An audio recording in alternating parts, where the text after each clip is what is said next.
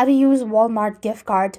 You can use the Walmart gift card in store or online by adding them to your account Walmart and applying them at checkout.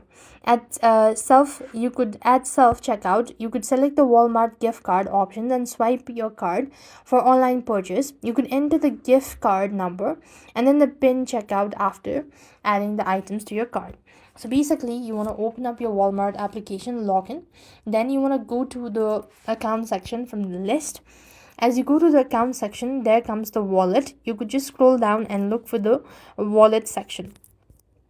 Now over here, if you cannot find the wallet section, you could click on the accounts icon once again, look for wallet cash. As you do this, you could then go ahead and choose gift card. As you click on the gift card option, then you have to enter the card pin and then the optional nickname. Click on select or saved gift card.